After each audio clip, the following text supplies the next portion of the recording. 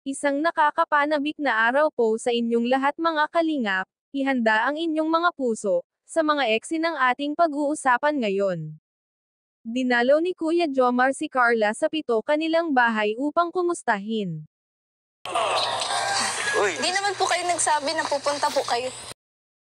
kasi ako, kahit anong oras, pupunta ko dito.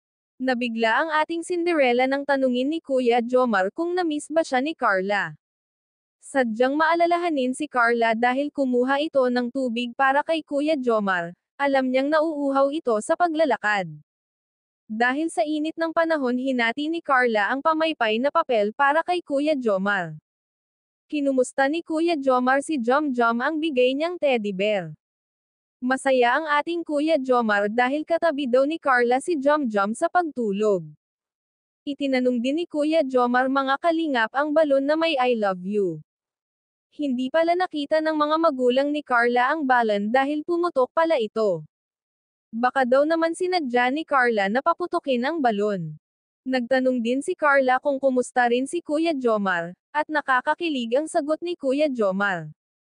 Okay lang, masaya ang puso. Tinanong ni Kuya Jomar kung gusto bang malaman ni Carla kung sino ang nagpapasaya sa kanya, mga kalingap ang ating Cinderella pala, ang nagpapapasaya sa puso ng ating binata. Kinuha ni Carla si Jom-Jom dahil miss na ito ni Kuya Jomar. Nagtanong pa si Kuya Jomar kung nag-uusap ba sila ni Carla at Jom-Jom. Nabigla si Kuya Jomar mga kalingap sa sagot ni Carla. Pinag-uusapan pala nilang dalawa si Kuya Jomar. Nagtanong ulit si Kuya Jomar kung na-miss ba siya talaga ni Carla. Parang nasaktan si Kuya Jomar mga kalingap sa sagot ni Carla. Sabi niya bakit naman kita mamimiss? Malungkot si Carla kasama si Jom-Jom banggit pa niya. Sinong hindi malulungkot kung palaging kakausapin si Jom-Jom na mag-isa, Heidi naman ito sumasagot. Napansin ng binata na parang galit si Carla sa kanya. Tinanong ng kasamahan nila si Kuya Jomar kung ano ang nararamdaman niya kay Carla. Nagkagusto pala siya ni Carla kaya todo effort ang kanyang ginawa para magustuhan siya ni Carla. Tinanong din si Carla kung ano ang nararamdaman niya kay Jomar. Sumagot naman si Carla na sweet si Jomar sa lahat. Nag-react ang ating binata na sweet lang siya sa ating Cinderella na si Carla. Tinanong si Carla ni Kuya Rab kung ano ang masasabi niya kay Kuya Jomar.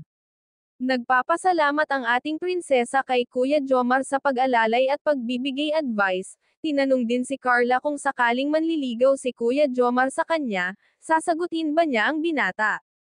Ang sabi ni Carla na sasagutin niya si Jomar sa tamang panahon.